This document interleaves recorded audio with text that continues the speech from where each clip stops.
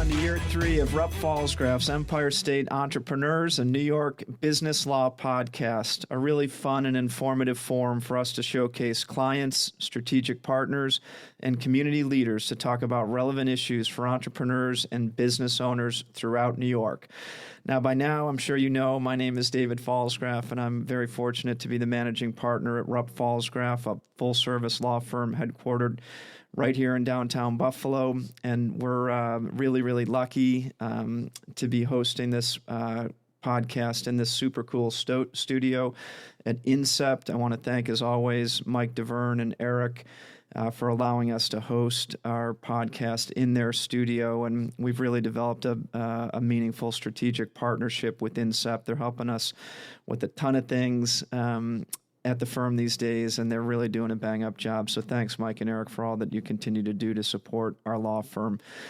Really excited today to host a couple of dear friends and partners of mine in the law firm, Matt Miller and Ben Burge. They're here today not to talk about law. Don't worry, we're not going to get too deep into M&A stuff and labor and employment stuff. We're happy to do that anytime for you if you need it. But today we're going to focus more on artificial intelligence and the impact of AI on our business and our profession, and some ways maybe in which you, as an entrepreneur or business owner, can rethink the way you're utilizing or leveraging AI. So we'll get fully immersed into AI in a minute, but before I do so, I wanted to welcome Matt, welcome Ben. Thanks, guys, for being here today. Thanks, David. Appreciate it. And I think it might be helpful to our listeners if each of you just take a minute to talk about your backgrounds a little bit and what's led you to your current roles at the firm today. So, Matt, maybe we'll start with you. Sure. Thanks, David. Well, born and raised right here in Western New York, in the South Towns. And after college, undergrad, I went into the real world for a little while. I worked a real job. So by the time I decided it was the career path of choice was to be a lawyer, I had already had some real life experience in the working world and was a little older than my classmates. I did a variety of things during law school, during my summers, did the big firm job. I worked in a public sector job as well, both in Boston, Massachusetts, went to law school in Pennsylvania. And although I had different aspirations to go to a bigger city in the mid-Atlantic, after law school, I ultimately, the gravitational pull back to Western New York. 100%. I get that. I couldn't fend it off. So I landed back here and from day one have kind of grew up being a complex business litigator.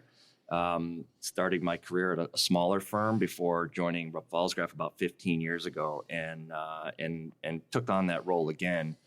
And over time, just kind of grew and my practice evolved into what it is now, which is the practice area leader of the Labor and Employment Group. And during that time, not only growing up as a person, as a business person, but also as kind of a strategic thought leader, figuring out not only how a law firm runs, but how a business runs and all that comes with that. So it's been a great journey, and I'm proud to be where I am.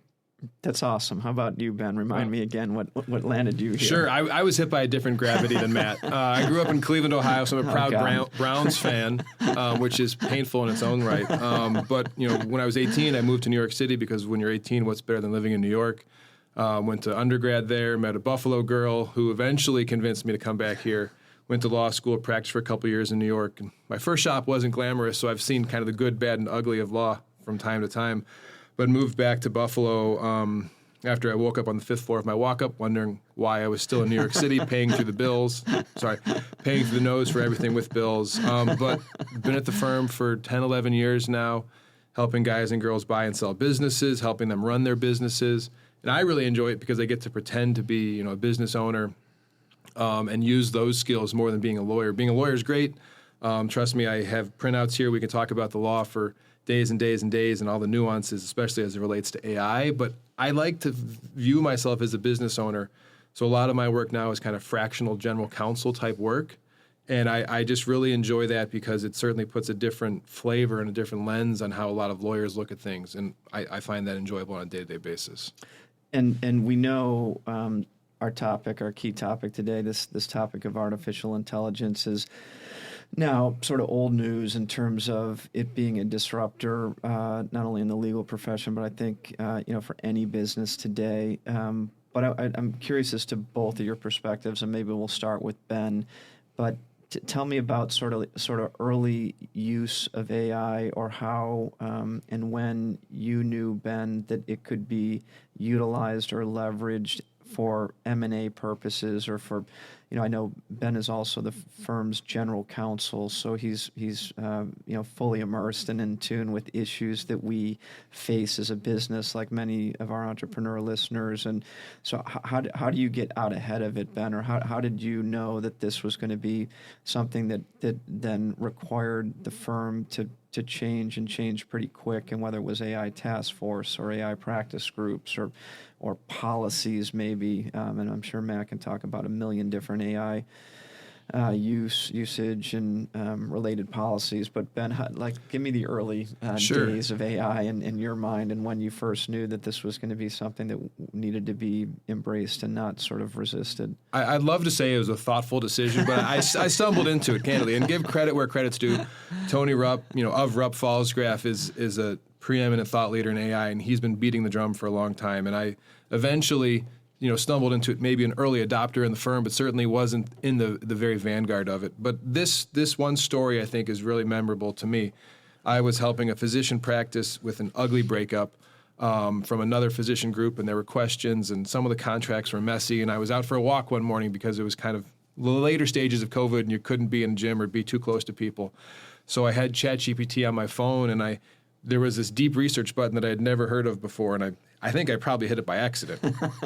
But there was a question of, okay, in my particular fact pattern, who owns the business records produced by a physician? Is it the physician practice, the physician who generates the records, the patient themselves? Great question. I have no idea. Still probably don't. But I accidentally hit the deep research button, and I went on this walk. And I came back, and all of a sudden I had a 25-page single-space memo written by AI with citations, with work product, right? Incredible. And so I looked at this and said, holy cow, this is revolutionary. Obviously, I didn't know about hallucinations at the time. In hindsight, I wish I probably would have fact-checked some of those citations. But it just really took the blinders off from me of saying, hey, this is a massive tool here. I could have generated this memo that it wrote for me, but it would have taken me and maybe a couple of younger associates a few days, if not more. And it did it in the 20 minutes I was out for a walk around the block. And that's 4 years ago. Or that was three or 4 years ago, right? And it's only accelerated from now. And I'm still probably a brute force user.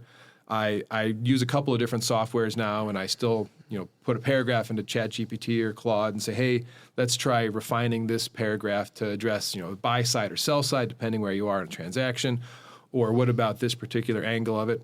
So I'm still not necessarily a refined user with all sorts of back-end APIs and those things people throw around, and I nod knowingly, not really sure what they're talking about.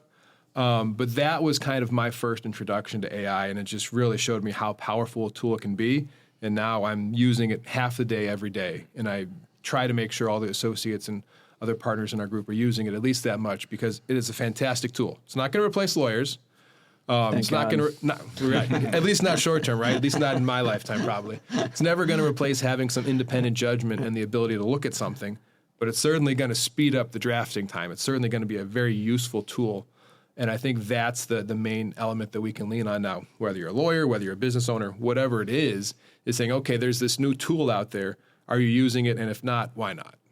How about you, Matt? Give us a little early perspective on AI and your embracing it, how and when and why, and what impact did it have early on? Yeah, I think it goes back to something that Ben said too. I was sitting in one of those 5-minute intentional conversations with Tony Rupp in his office that quickly became an hour. And to his credit, he started talking about AI, and you can tell when Tony talks about something, the passion with which he speaks, that it's that important, or that it's that gravitating, it might be revolutionary. And so I immediately, it caught my attention. I paid attention for the full hour, and I went back and started playing around with some stuff. And right away I could see, even in that early stage, how this could potentially just make my job easier. Not replace me, not take over judgment and make decisions, but make things more efficient, lead me in the right direction when there's a difficult fact pattern or legal question.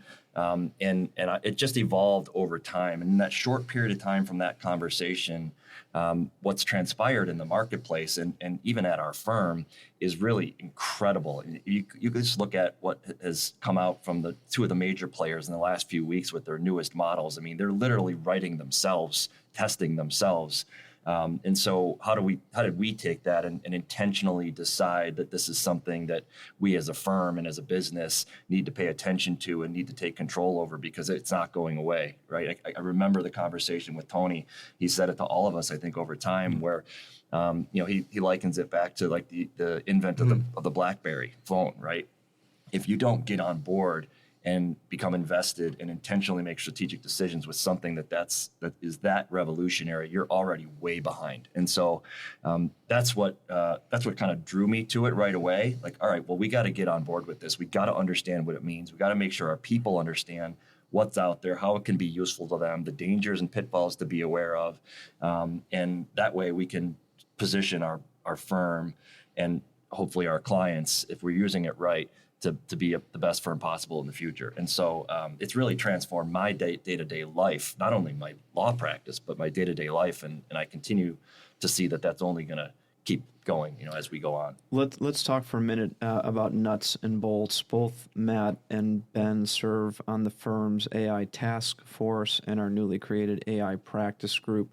Matt, maybe I'll start with you. From a policy perspective or from a implementation perspective, how can we help our business owner clients or the entrepreneur listener on this podcast? What should that executive be thinking about as he or she is running a company that undoubtedly has individuals who are utilizing AI for the company's benefit? But how has our little task force, how has our practice group started to think about practical advice that can be given to a business owner client for AI usage? Yeah, it's a multi-pronged approach in my mind.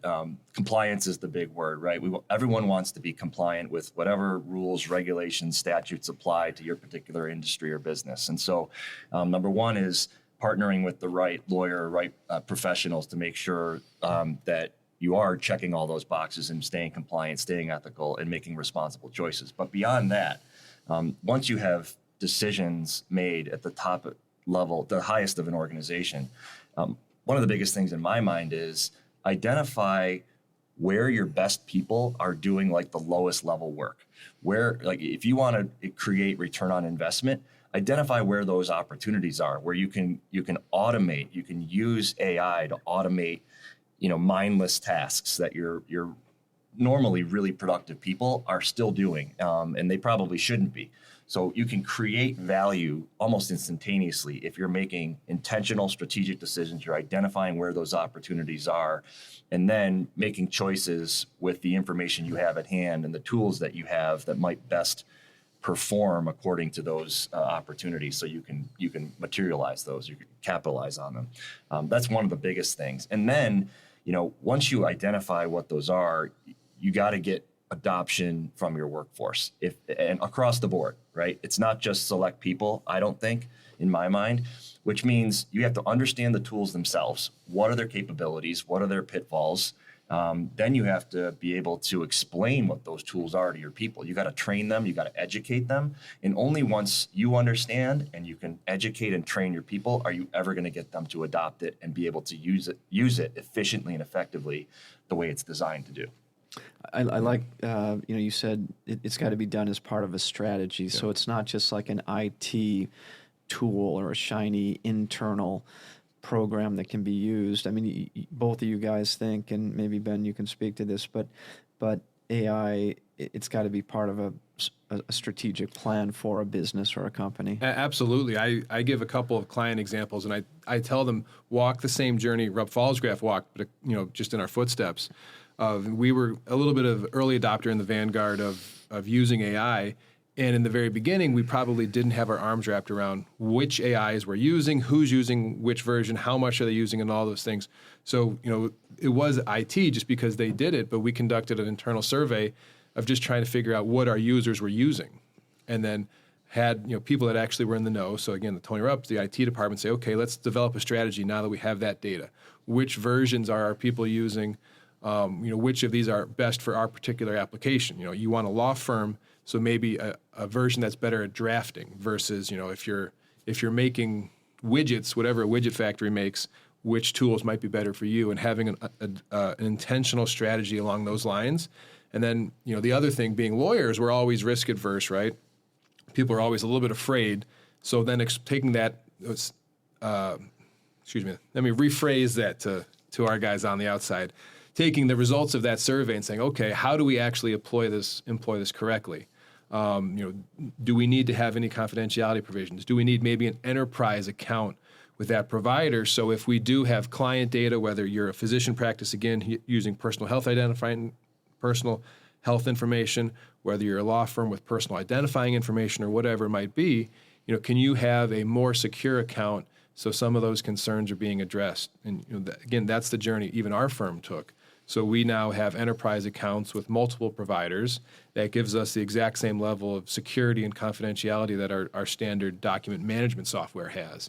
And so I feel like that knowledge will help a lot of clients have a better understanding and comfort level with using these tools, and then saying, okay, now that I'm set up, how do I actually start employing them? And that's the exciting part of this, is like the foundation, the strategy part of saying, okay, how do we build a baseline here, and then growing from there. That requires a little bit of thoughtful thought from the actual users. And on that note, Ben, I know that's not just a bunch of lawyers running around using ChatGPT, and I think this might be this could illustrate for listeners or other business owners who are thinking about the investment that it might take to develop a strategy for AI, implementation and use. But can you give our listeners a sense of the infrastructure that we as a business or company have sort of built around to try to develop and then implement a strategy? So sure. I mean, it starts with just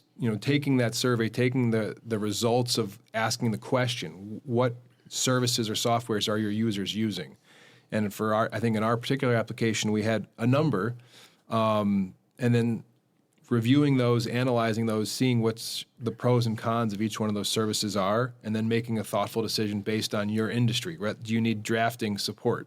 Again, this is a tool, not a replacement. Do you need manufacturing support? Do you need maybe math support if you're an accounting firm? Which one of these tools provides those services, and doing that thoughtfully. And then once you're setting up an account and have the account enterprise or otherwise set up, making sure your users are adopting it, making sure your users are going through the right account to keep that confidentiality and all the other obligations there, but then just keeping up with the education. Having again, to use our example, we started having weekly breakfast sessions every Friday in our firm where, we would talk about different uses, different applications of AI. And, Tony Rupp would lead a breakfast session about whatever version he was using. I led one about prompting, because it's amazing how much better a result you can get from a thoughtful prompt, and just trying to make sure everyone out there is using this and exercising their thoughtful muscles when they're trying to use these tools versus just throwing information in and seeing what happens, because that's where you start getting shotgun answers because you're putting a shotgun approach in. And that's not very strategic. So making sure that in addition to adoption, in addition to doing the foundational security elements, you're educating your people on how to use it correctly so that they can actually get some useful results. And the individuals, it's lawyer driven. There's IT support, but I also would love to know both of your perspectives. Maybe Matt, yours on sort of like engineer support, or does every business, is it going above and beyond to think that maybe you need other third parties that are not directly involved in your manufacturing company or professional services firm? Or how did the two of you as sort of leaders of this task force and practice group think about what other people might be necessary in order to give us the best shot at implementation or success? Yeah, I mean, it all started with being intentional in forming this AI task force and getting people from all levels of the firm in the same room to meet regularly with effectively what were brainstorming sessions to ask the right probing questions about where we could identify needs. And eventually that evolved into a thought process that, look, well, there's lots of big ticket third-party products and platforms that are out there that have incredible capabilities, and we could buy up licenses and have those platforms, as many of them as we want, available to us to do what we initially thought it could do for us and for our clients. But that conversation evolved over time, and opportunities presented themselves. Well, look, we can use the basic technology that ChatGPT, for example, uses, but we can customize it to ourselves. We can create, if we have the right people, opportunities to even greater streamline, to greater automate without the elimination of employees. Simple tasks that are available or that are necessary at our firm, whether it's in accounting, whether it's something to make a paralegal's job more efficient and make them more valuable with their time, whether it's something to do an analysis of some company's records, right? To ultimately give you a summary, and then you can take it from there. We identified that as an opportunity that was available to us to do something different. Going back to when you and Tony founded the firm, I mean, you guys founded this firm to think differently, to practice law in a way that most law firms never would try, right? And so it was kind of emblematic of that thought process, that mantra that, all right, look, if we're going to do this, let's go all in, right? Let's be intentional. Let's be strategic. Let's invest in ourselves and be able to create tools by employing people who have a similar mindset, but have the skill set to be able to do that, and take requests from our lawyers, from our paralegals, from our COO to create proprietary softwares and programs in-house that can then help us be more efficient and effective and ultimately deliver that to our clients. So it was a big jump. It was a big leap to go as a law firm out in the marketplace and hire data engineers, multiple of them, not just one. And I think so far it's working with flying colors. It's been outstanding. It's great to have them as a resource. They're in every AI task force meeting. They're available to talk about if you have an idea for something, to come and explain it to them. Their brains might work a little differently than ours do. And those conversations are awesome. They're super rewarding. And then to see it come to fruition after a few weeks of coding and working with it really is incredible. I can't wait to see what's next.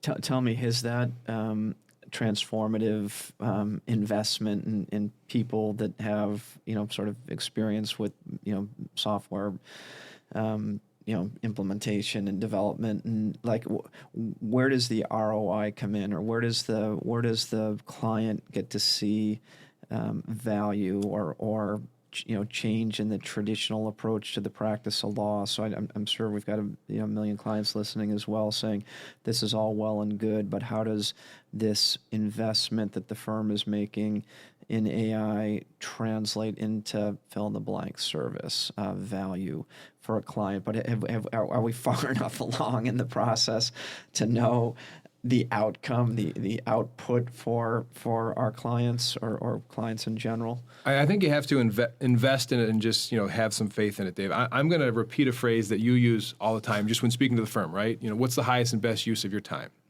So I think maybe we don't have a direct proportional ROI yet, but we are trying to find the highest and best use of every single employee's time, whether it's the managing partner down to the receptionist or the file room clerk. Are there processes that you do on a day-to-day basis that can be automated, or can be automated at least in part? We've had a couple of document request softwares that have come up through these brainstorming sessions as Matt's talking about, whether it's subpoena generation, whether it's document request generation. And what they do is they let people that are either on non-billable tasks or on flat fee tasks all of a sudden become more efficient. So that is a higher and better use of their time because they now 100%. Have more time. So I think it's a little bit of a tough question to answer. Everyone always wants ROIs, right? I've got some private equity clients. They always talk, I've got, so this 3-year horizon, 5-year horizon. And I think that's not necessarily the best way to look at this. It's saying, how are we making our processes more efficient? Are we freeing up, employee X or employee Y to be an even better employee versus, do we have a 2% higher margin? Because I don't really know how you would measure that if it's someone that's not already capturing their time. So we as a firm have made the intentional choice to really invest in that and take the conscious decision that, hey, maybe there isn't a direct measurable ROI here, but maybe it's measured through higher productivity, maybe it's measured through higher gross revenue from that, whether it's a practice group specific or the firm at large. And I think those dividends are going to start paying off in the future. And right now we're still in the investment stage.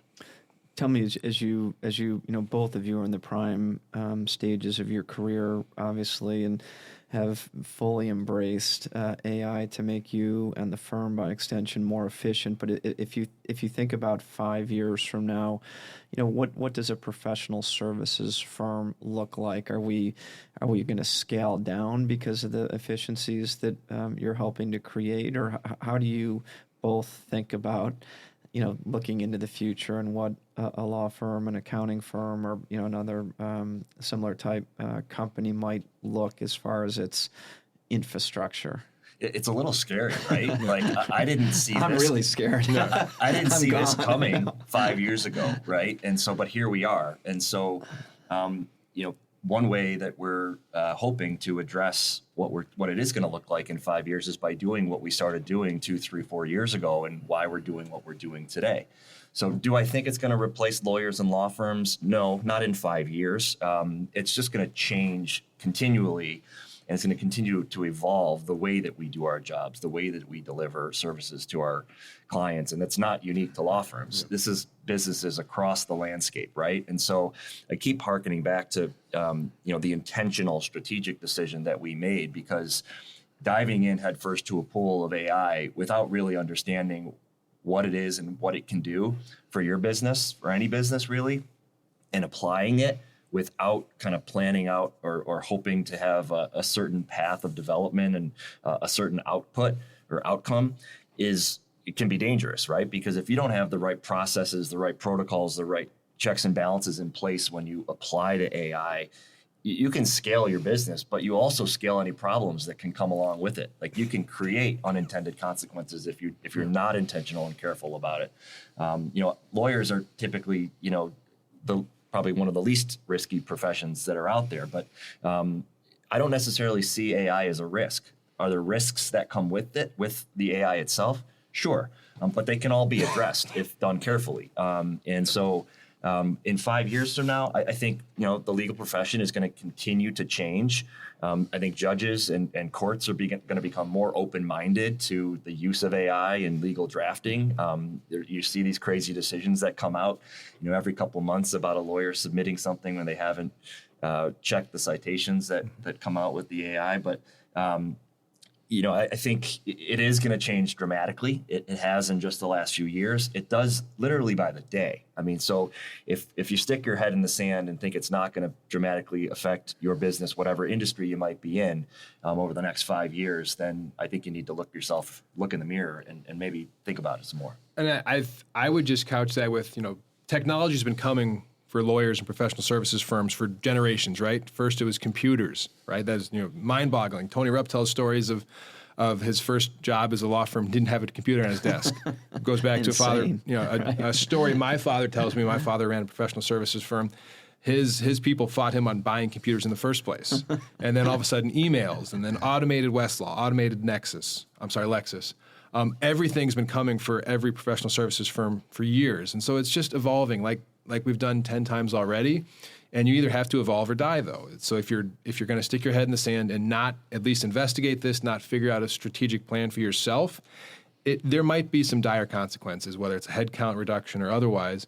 But it's an exciting opportunity here, just like emails and online Westlaw research should have been exciting at some point in time for young lawyers. And I think that's the kind of spirit and mentality of our firm of saying, great, there's some new challenge for us. Let's go conquer it. Versus, woe is me. What are we going to do now? My ROI is going down.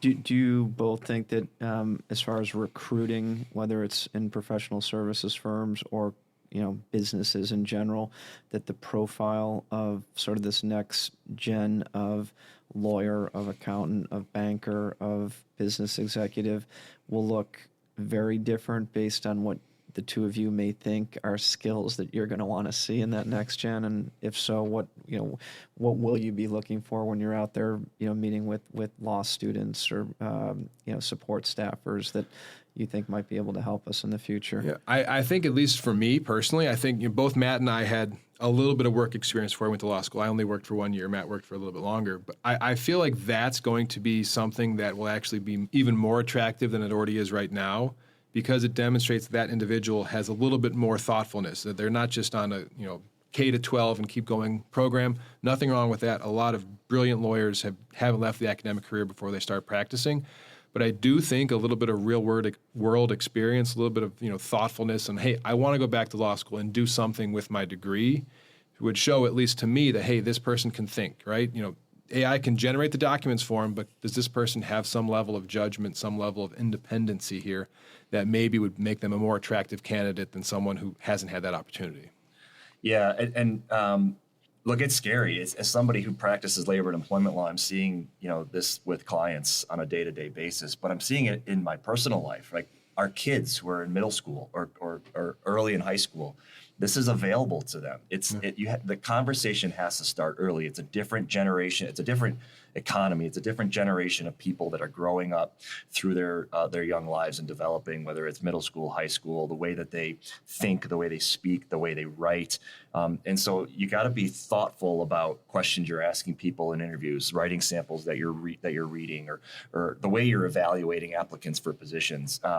Depending on the size of a company, there are many third-party tools and companies that they use AI to automatically screen applicants. It's a big to-do in the labor and employment world. But sitting down with somebody and looking them in the eye, there's a lot of nonverbal communication. There's a lot you can observe about somebody and evaluate other than just something that's written on the page or an email they write you. And so, look, going back, I think it's going to be drastically different with every passing year. Our class of lawyers is a little bit different.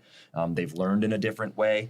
They've developed in a different way than we have. And even, 7-10 years from now, when my kid's entering the workforce, it's going to be drastically different than it is today. So I do think it's going to be a different class of young professionals growing up, no matter the industry they go into. And we'll see how that changes. Sort of as we begin to wind down here, 2 or 3 practical pieces of advice for our listeners. You guys are, for 3 years, have been fully immersed in this, and I think are armed and empowered to know what has worked, what has not worked. A lot of tests, a lot of failures, a lot of successes. But if you're a business owner and you're running a small business here in Western New York, what are 1 or 2 or 2 or 3 pieces of practical advice that you think those individuals should be thinking about? I'd say, at least for right now, I'll give one and then I'll let Matt, AI can give you an answer, at least today, right?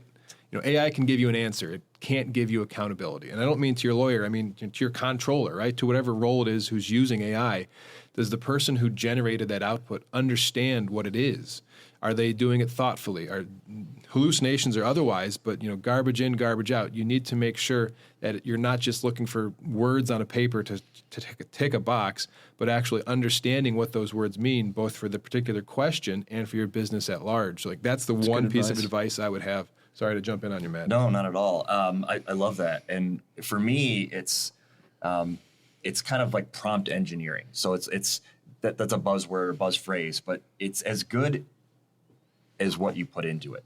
So be thoughtful and be intentional about the way that you put prompts into AI, no matter what platform it is that you're using. Think through not only with the output in mind, but think through the words that you use, the phrasing that you use. Give it everything. It will digest it. It will decipher what's most important.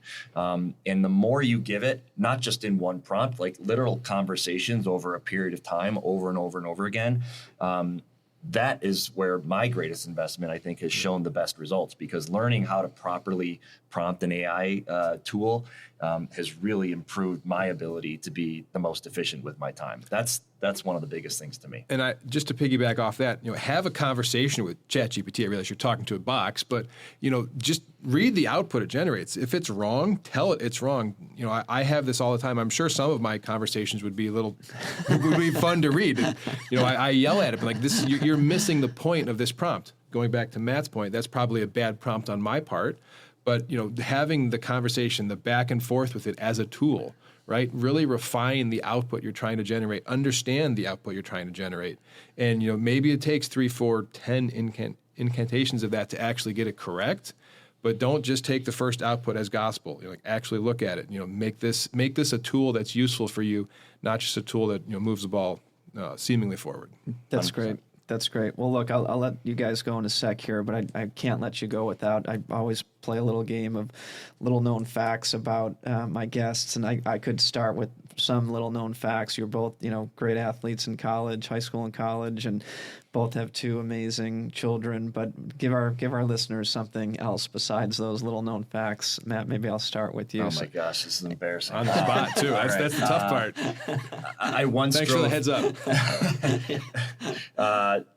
This is a funny one, and this is the first one that came to mind because I tell the story all the time. But I once drove my Jeep into Lake Erie for 13 hours and kept the engine running. It's not a wise decision on my part back in the day, many years ago, but something that I remembered. So I love it. That's a good one, actually. A little known fact about me.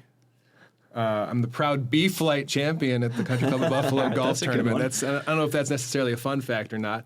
I know you've got some great lineage in your family, Ben. Your mom might be a leader. Oh, yeah, that's that. Dave, thanks for that prompt. That's a little more embarrassing. So I'm the proud son of the president of the Poodle Club of America. One of my pro bono clients, and I can guarantee you none of them are listening, but that's all right. There's only about 200 members to be in the Poodle Club of America. You have to have shown and finished 5 champion dogs.